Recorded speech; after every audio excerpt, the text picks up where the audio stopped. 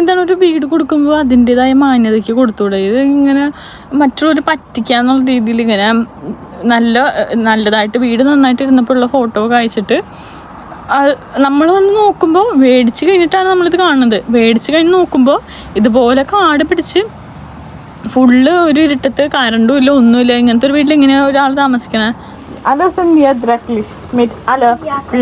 Full മാറാമ്പര വൃത്തികേടായിട്ട് കിടക്കണം. നമുക്ക് എന്താ പറയപ്പോ, നമ്മൾ മേടിച്ച് പോയി, ഇപ്പൊ ഒന്നും ചെയ്യാനില്ല.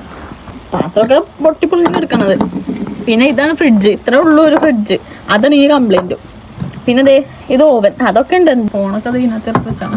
ഏറ്റവും കോമഡി എന്ന് വെച്ചാൽ 2 ഇതേ ഉള്ളൂ, പക്ഷെ 3 ഉണ്ട്. ഇതിപ്പോൾ ഈ 3ാമത്തേത് ആർക്ക് വേണ്ടിയിട്ടൊന്നും അറിയില്ല.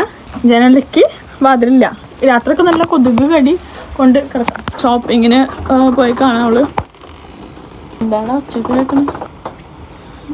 ഇവിടുത്തെ ഷോപ്പിങ്ങിന് പോയിക്കാണ്. വീട് പിടിഞ്ഞുള്ളിൽ വീഴൊന്നും അറിയില്ല. എന്താടാ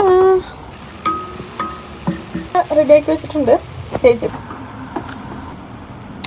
ഹലോ, അങ്ങനത്തെ ഗതികളൊന്നും ആർക്കും വരാണ്ടിരിക്കട്ടെ. ഇപ്പോൾ വൃത്തിയാക്കി മനുഷ്യൻ്റെ നടുപൊടിയും.